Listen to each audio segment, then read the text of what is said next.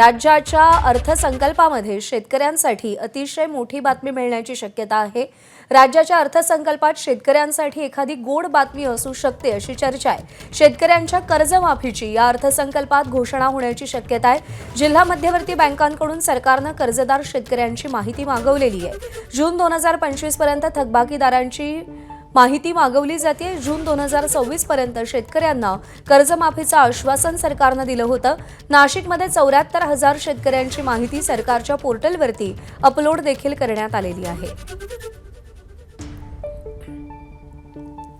कर्जमाफी कधी होणार याची वाट राज्यातला शेतकरी पाहतोय आणि यंदाच्या अर्थसंकल्पामध्ये शेतकऱ्यांसाठी ही आनंदाची बातमी येऊ शकते अशी शक्यता वर्तवली जाते। कारण का जिल्हा मध्यवर्ती बँकांकडून सरकारने कर्जदार शेतकऱ्यांची यादी मागवलेली आहे। त्यामुळे या अर्थसंकल्पामध्ये शेतकऱ्यांची कर्जमाफी होईल अशा आशा द्विगुणित झाल्याचं पाहायला मिळतंय। जून 2026 पर्यंतचा अल्टिमेटम सरकारने दिलेला होता। जून 2026 पर्यंत शेतकऱ्यांच्या कर्जमाफीची घोषणा होईल असं सरकारने सांगितलेलं होतं आणि त्या दिशेने आता काही पावलं टाकली जात असल्याचे संकेत मिळत आहेत।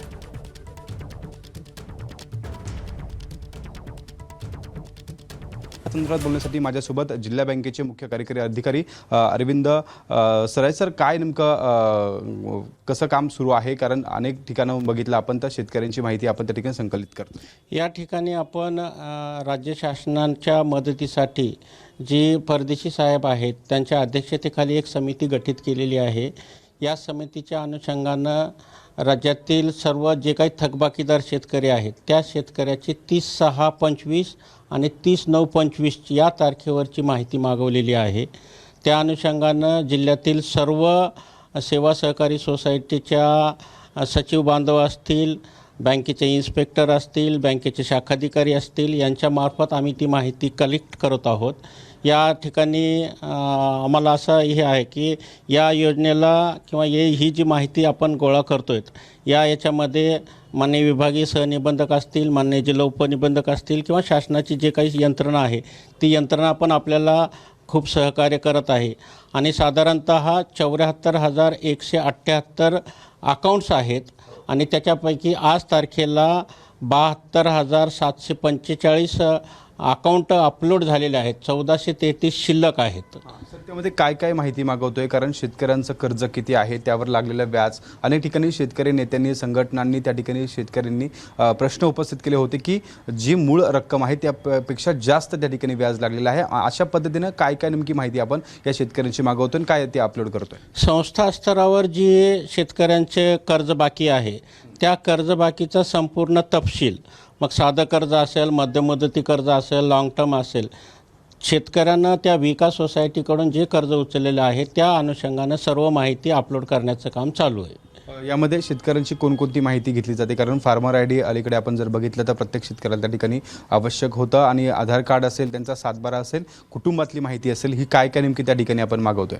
साधारणतः अनेक्षर मध्ये 54 कॉलम आहेत।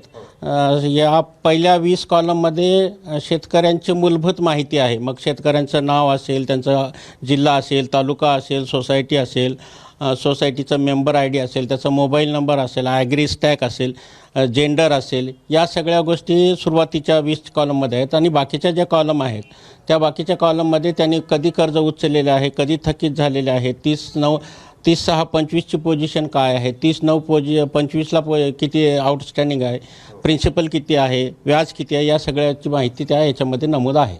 एकूणच किती वर्षांची माहिती शेतकऱ्यांची या डाट्याच्या माध्यमातून सरकारपर्यंत पोहोचणार?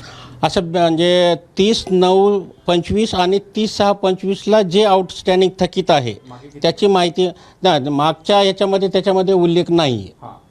त्या वर्षापर्यंत नाही, त्या याच्यामध्ये फक्त 30/6/25ला किती तुमचं थकीत आहे आणि 30/9/25ला किती थकीत आहे एवढीच माहिती त्याच्यामध्ये आहे। एबीपी माझा, उघडा डोळे बघा नीट।